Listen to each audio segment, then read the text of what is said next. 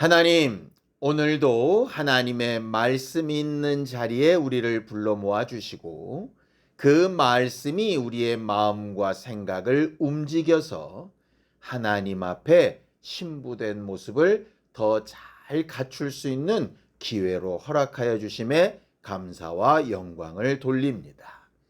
새롭게 시작되는 한 주간 하나님께서 우리에게 주신 소망함과 또 약속을 따라서 한 걸음 한 걸음 주와 함께 걸어갈 때에 승리케 하시는 기쁨이 있게 하여 주시고 하나님이 함께 하시는 행복으로 채워 주시옵소서. 믿음으로 언금한 손길들 위에 복을 주시고 말씀에 순종하여 하나씩 하나씩 행동해 나갈 때마다 그것이 우리에게 힘이 되고 위로가 되고 하나님 앞에 담대히 설 수 있는 능력이 되게 역사하여 주시옵소서.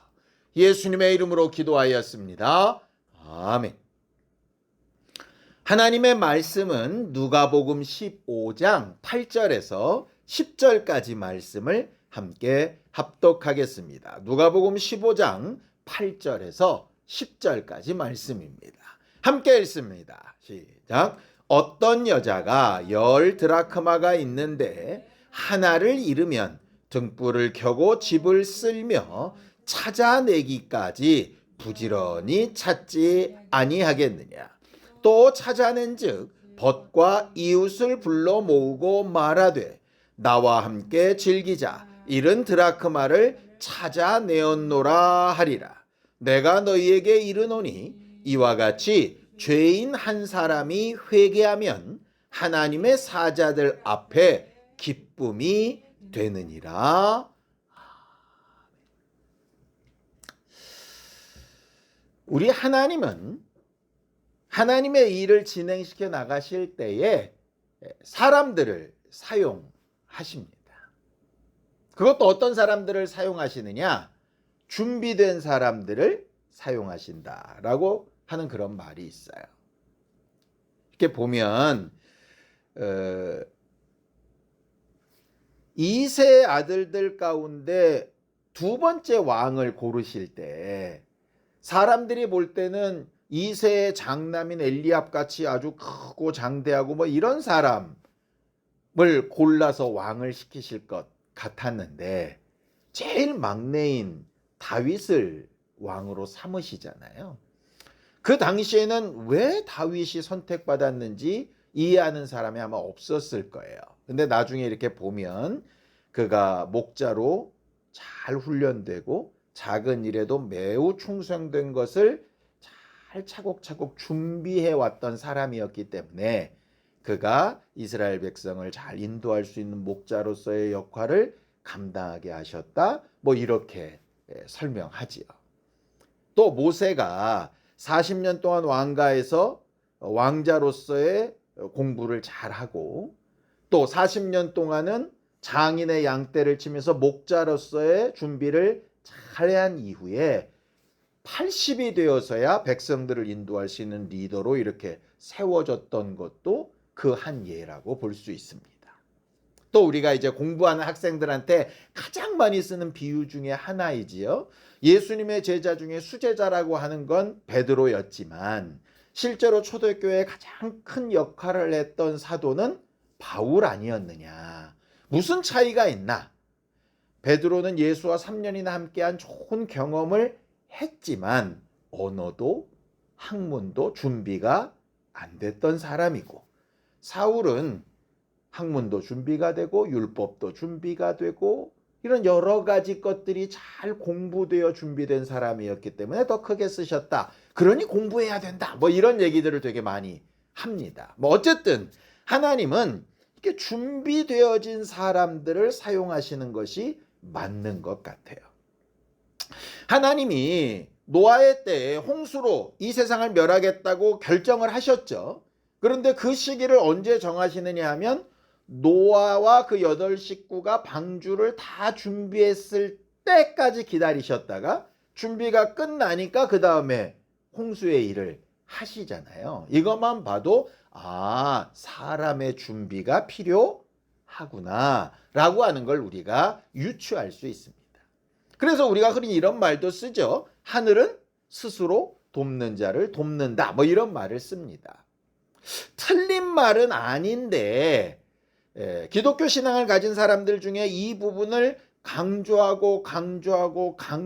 보면 어떤 오류에 빠지게 되느냐 하면요. 흔히 이제 알미니안주의라고 하는데 그게 뭐냐면 인간의 의지를 하나님이 초월하지 않으신다를 너무 강조하다 보니 사람이 뭘 해야 구원을 받는다까지 가는 겁니다.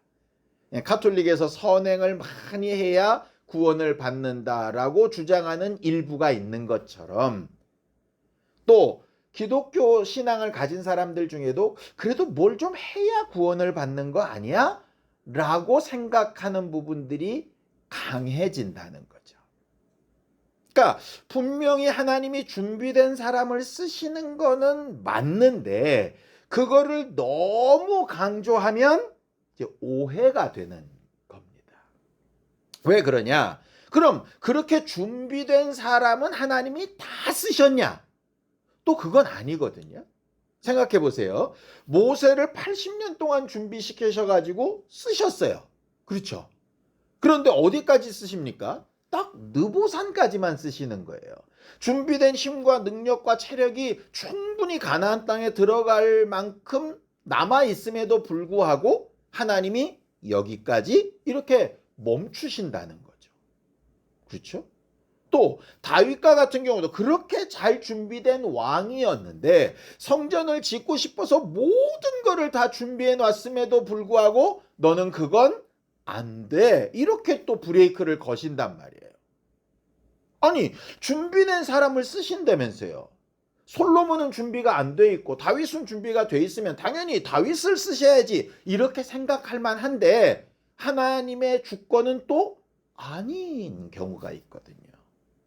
예수님이 능력이 부족하셨겠습니까? 하나님을 사랑하는 마음이 부족하셨겠습니까? 영감이 부족하셨겠습니까? 그런데 왜 예수님은 죽고 부활하신 다음에 하늘로 데려가시고 예수님에 비하면 정말 촛불도 안 될 만한 그런 사도들한테 나머지 사역을 맡기셔가지고 2000년이 넘는 이 세월 동안 이 상처 많은 교회들로 예수 그리스도의 복음을 전하게 하시는 이유는 또 뭘까요? 잘 준비된 걸로만 따지면 예수님이 100%일 텐데요.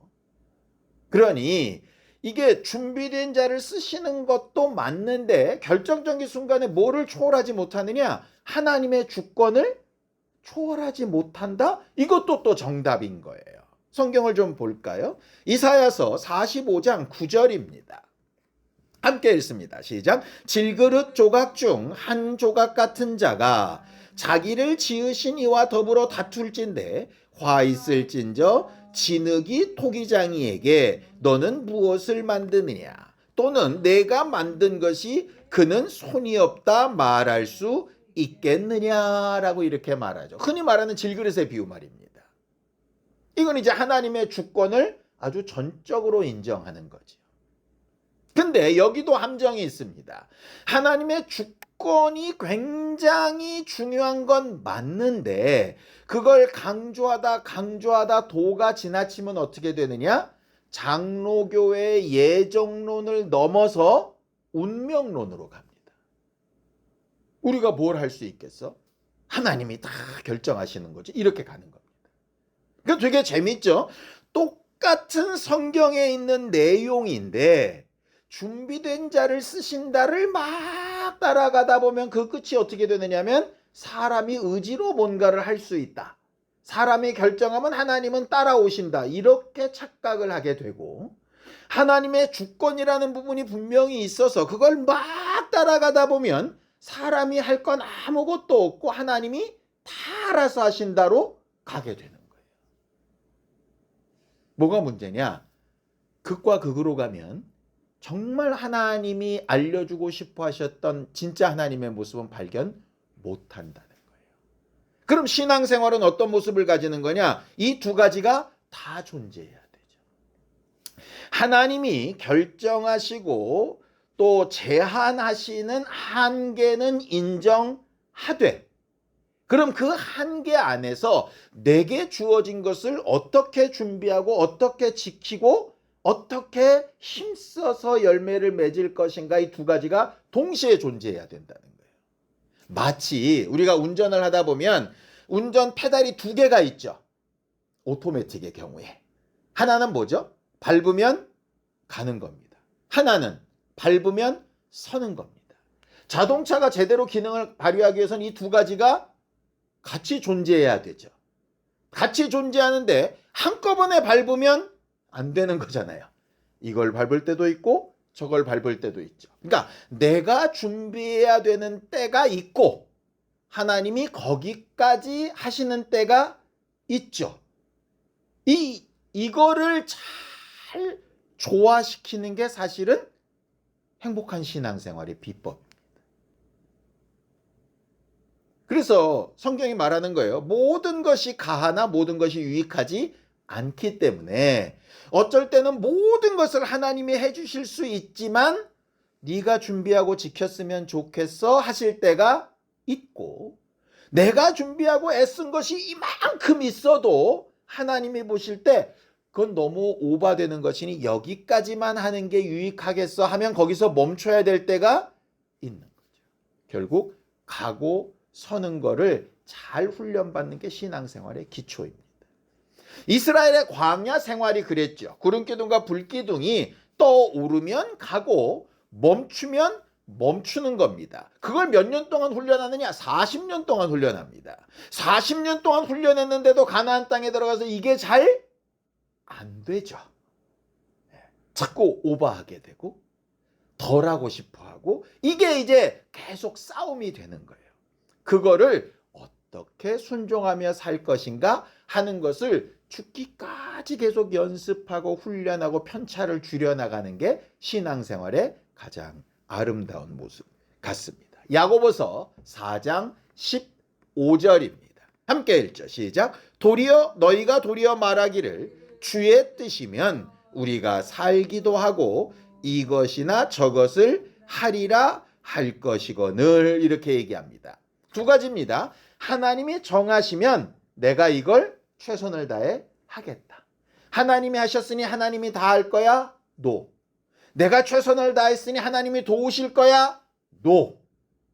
하나님이 허락하시는 한계 안에서 내가 모든 최선의 것을 다 감당한다. 이게 결국은 가장 겸손한 신앙인의 태도인 거죠.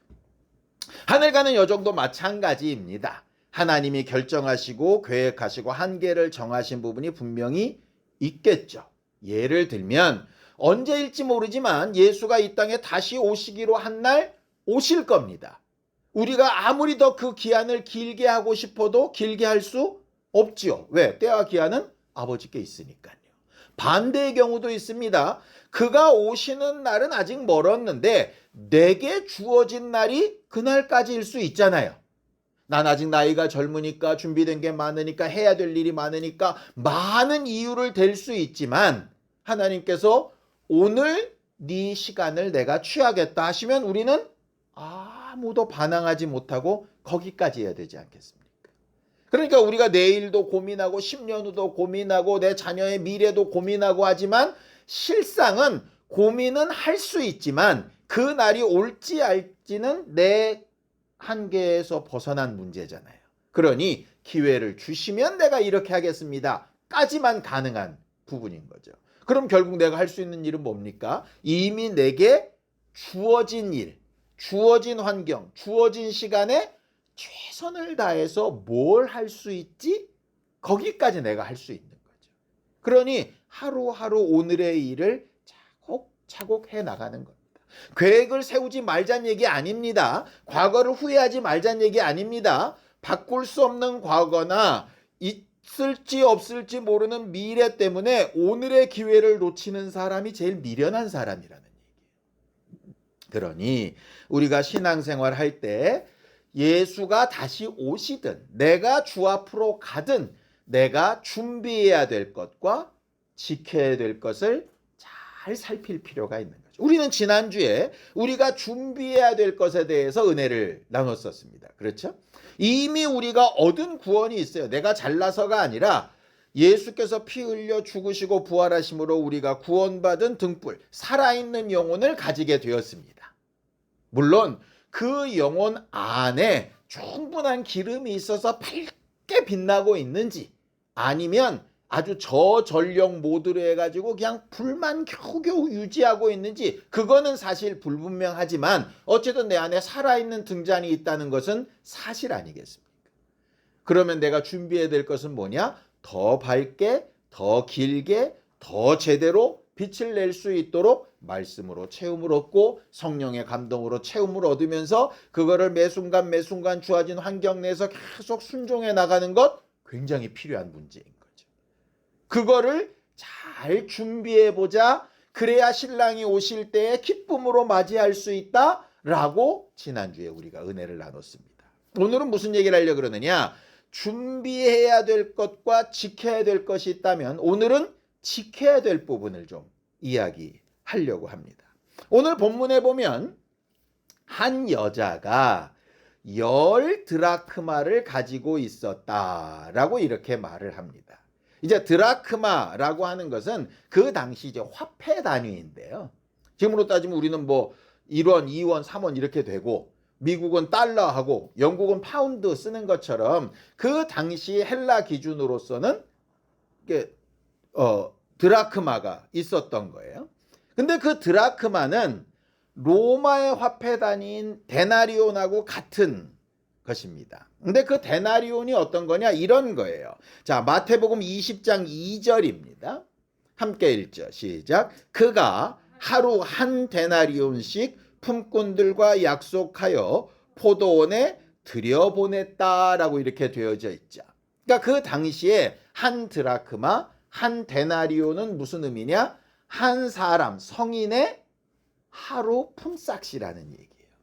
이거를 아주 쉽게 계산을 하면 어떻게 될까 생각해 봤더니, 우리가 주 5일 근무 잡고 한 달에 20일을 일한다고 봤을 때, 그러면 내가 받는 월급의 20분의 1을 계산하면 됩니다. 그러니까 제 사례로 계산하니까 10만 원이더라고요. 10만 원. 꽤 커요, 드라크마가. 그러니까 월급의 20분의 1이니까 얼마나 크겠어요. 그러니까 월급을 많이 받을수록 더 크겠죠. 어쨌든 그 사람이 10개의 드라크마를 가지고 있었는데 그 중에 몇 개를 잃어버렸느냐? 하나를 잃어버렸어요. 성경을 읽고 설명합니다. 누가복음 15장 8절입니다. 함께 읽죠. 시작.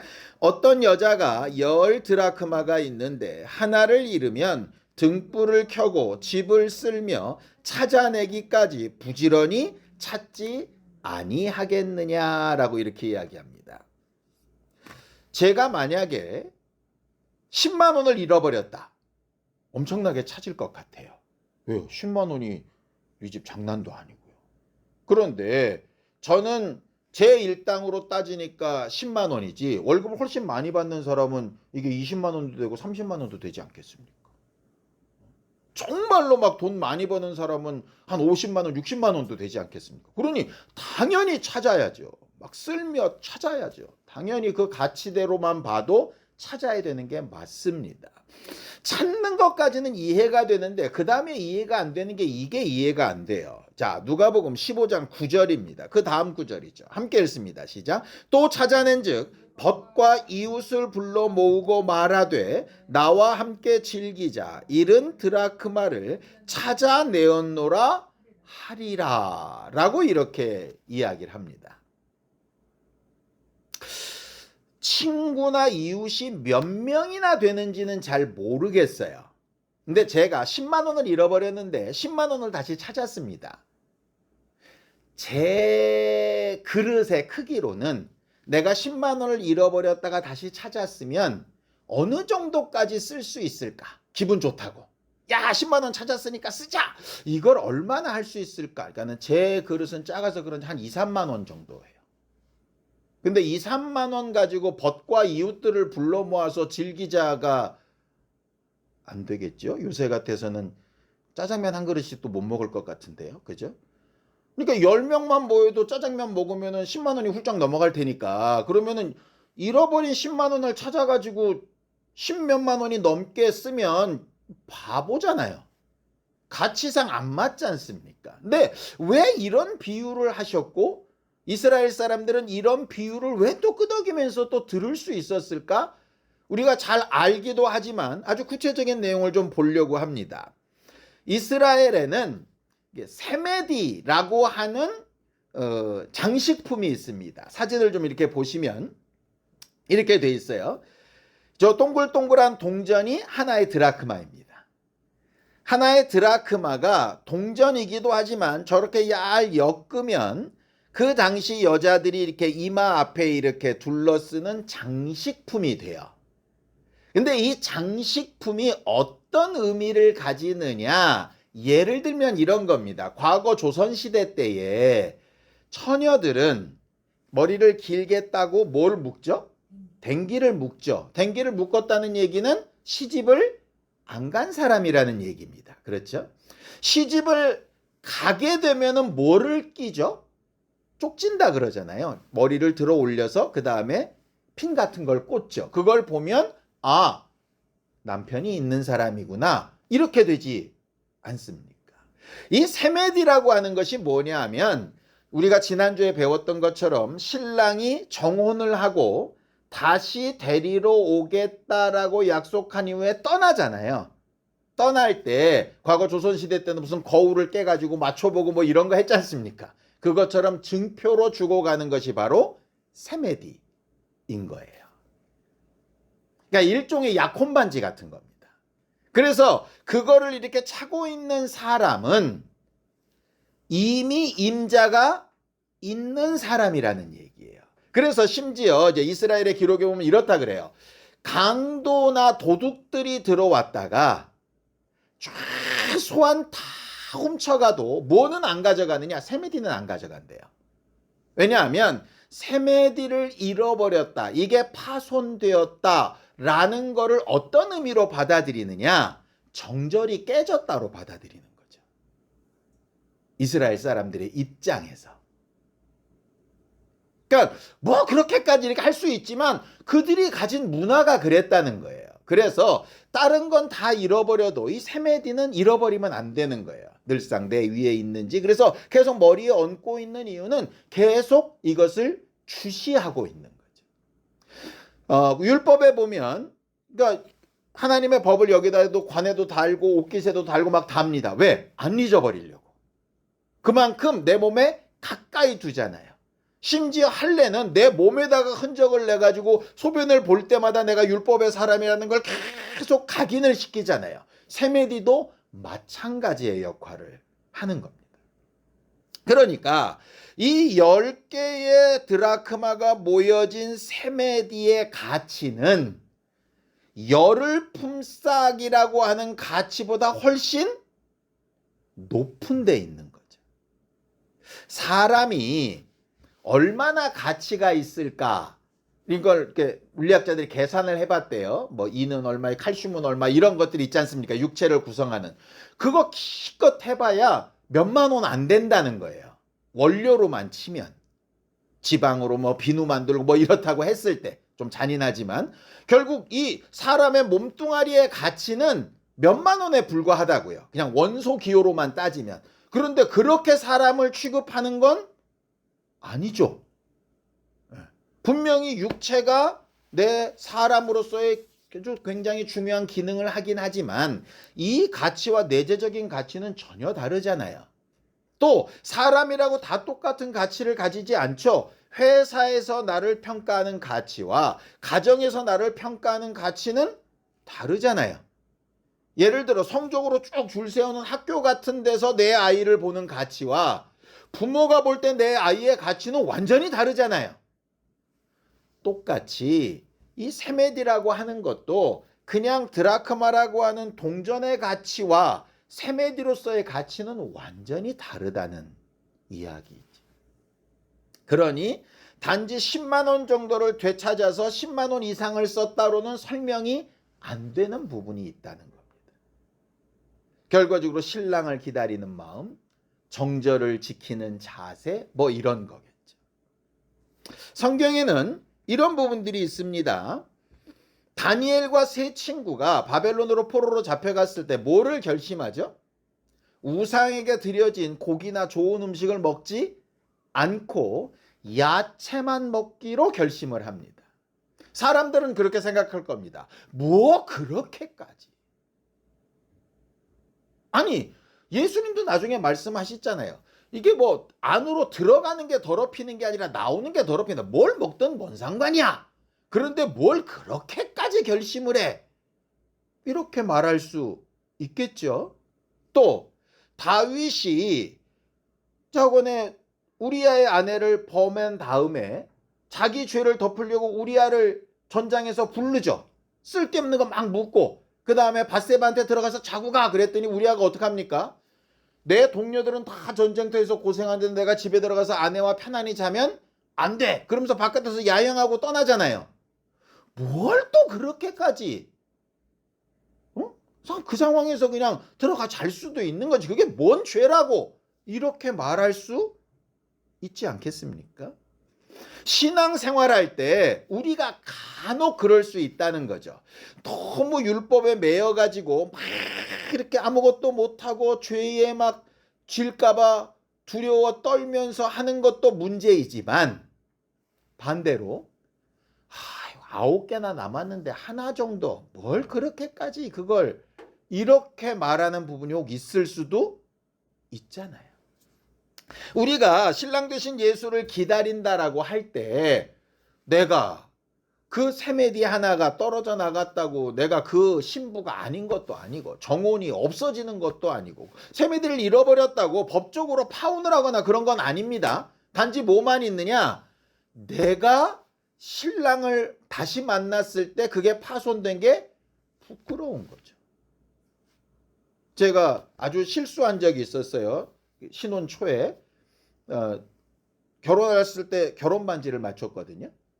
근데 그 당시 이제 여름 수련회가 있어서 바닷가를 갔는데 바닷가에서 막 이렇게 교사들하고 놀고 샤워하고 이랬는데 막 선크림을 많이 발라서 그랬는지 왜 그랬는지는 모르겠지만 반지가 어느 순간에 빠진 거예요. 결혼해가지고 얼마 지나지 않았는데 결혼 반지를 잃어버렸어요. 그래서 그 결혼 반지가 없습니다. 집사람도 그래서 그 반지를 그 다음부터 안 껴요. 못 끼죠. 왜? 저도 없으니까. 새로 만들었는데 그것도 뭐 또 뭐 처음 또 만들었던 결혼 반지와는 또 다르니까. 근데 그 결혼 반지를 잊어버렸다고 집사람이 저한테 뭐 파혼하자고 한 것도 아니고 어떻게 사람이 그러냐고 그런 것도 아니에요. 단지 뭐만 있느냐? 미안한 거죠. 너무 미안한 거죠. 그거 하나 제대로 간수 못했다는 게 미안한 거죠. 예수 그리스도와 우리의 관계도 그런 부분이 반드시 존재하고 지켜져야 된다는 거예요. 그러니까 예수께서 뭐라고 안 하실 테지만 또 그런 것들이 뭐 그게 그렇게까지 꼭 그래야 돼? 말하겠지만 적어도 내 신앙 양심상 내가 지켜야 될 부분은 최소한 이 정도는 내가 해야 되지 않을까? 라고 하는 게 필요하다는 거죠. 하나님의 주권이 분명히 있지만 내가 지켜야 될 부분이 분명히 있다는 거예요. 그리고 하나님 앞에 분명히 내세워야 될 부분이 있다라고 하는 거예요. 나는 그런 부분이 혹시 잃어버리고 있지 않은가 생각해 볼 필요가 있습니다. 다 각각 다를 수 있어요. 10개의 드라크마 가운데 어떤 게 없어졌는지 잘 모르죠, 사실은. 우리도 모르는 사이에 9개만 가지고 다 됐어. 뭐 이럴 수도 있어요. 그런데 찾고 회복시키고 다시 찾은 기쁨과 좀 담대하게 신랑 앞에 설 수 있다는 그 기쁨으로 그 기쁨을 막 나누고 함께 다른 사람에게도 그것들이 영향이 미쳐지고 할 수 있도록 신앙생활을 잘하는 것, 그게 하늘 가는 여정으로서의 삶에 맞지 않을까라는 생각이 드는 거죠. 한 걸음 더 나아가면 그 신부라고 하는 자격이 개인이기도 하지만 교회를 신부라고 하셨잖아요. 그럼 교회에 수많은 사람들이 있지 않습니까? 우리 교회 따지면 몇십 명 되지요? 그 몇십 명이 하나로 엮여진 세메디라고 생각을 해봅시다. 그 중에 하나가 튀어나갔어요. 잃어버려졌어요. 몇십 명 가운데 한 명 안 나올 수도 있고 없어질 수도 있고 뭐 딴 데 갈 수도 있지. 그럴 수도 있지라고 생각할 수 있지만 사실은 우리가 잃어버린 것이라고 볼 수도 있잖아요. 잃어버리는 것이 없으면 좋겠지만, 조는 일이 없으면 좋겠지만, 졸 수도 있고 잃어버릴 수도 있겠죠.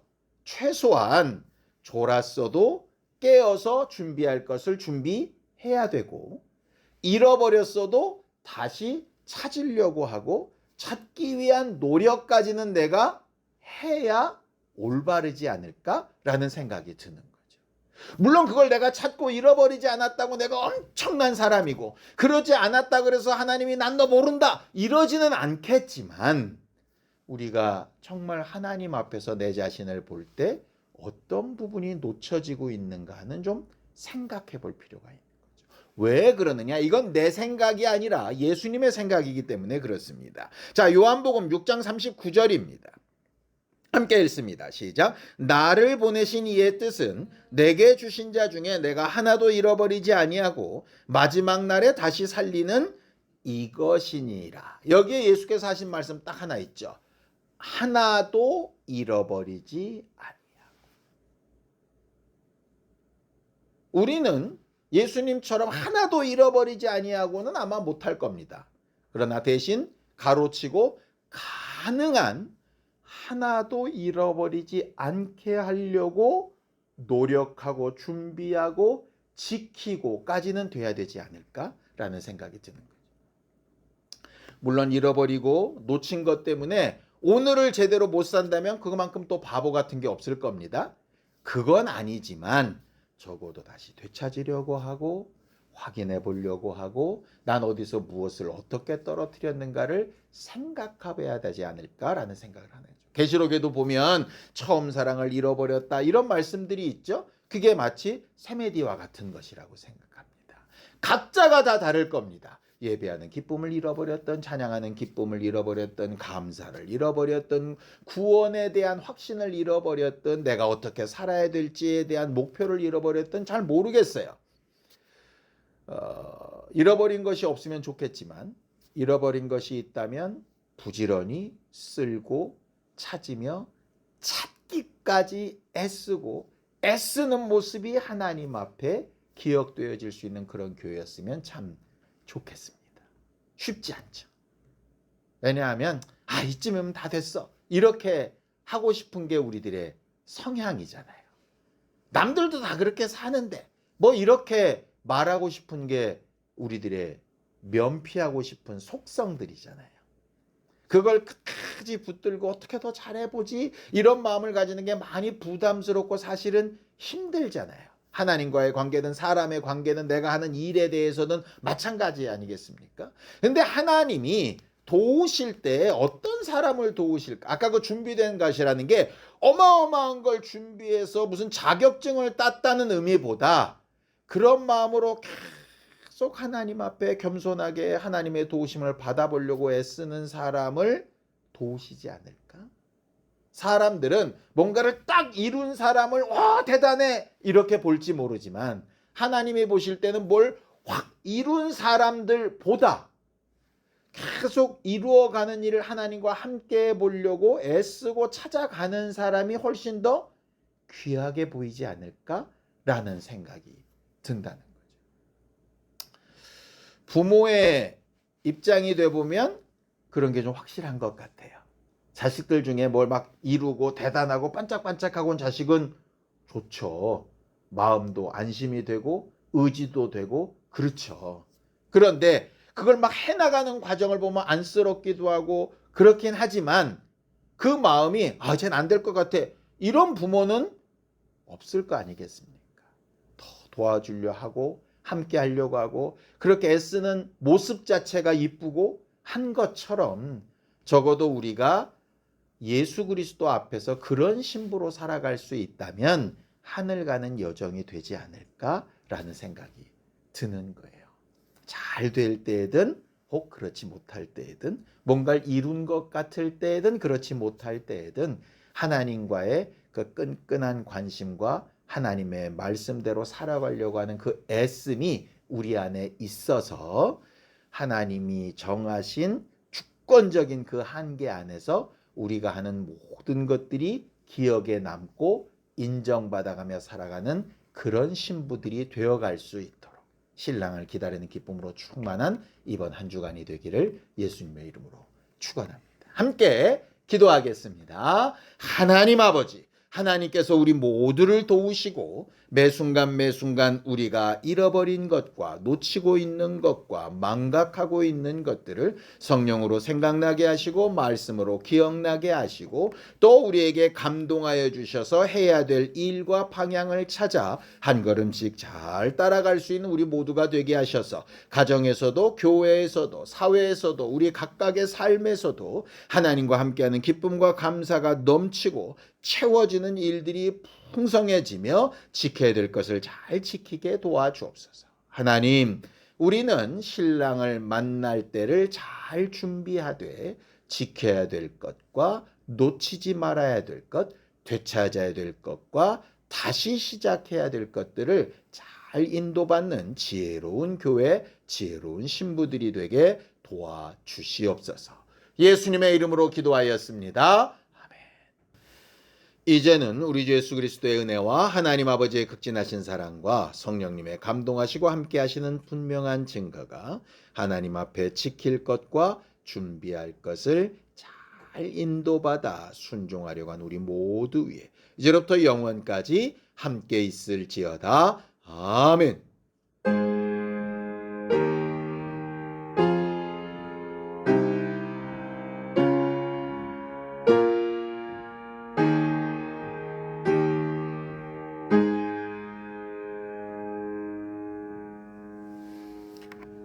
이번 한 주간 하나님이 우리에게 주신 것들을 잘 지키고 혹 잃어버린 것이 있다면 찾기까지 힘쓰는 우리 모두가 되기 바랍니다. 수고하셨습니다. 감사합니다.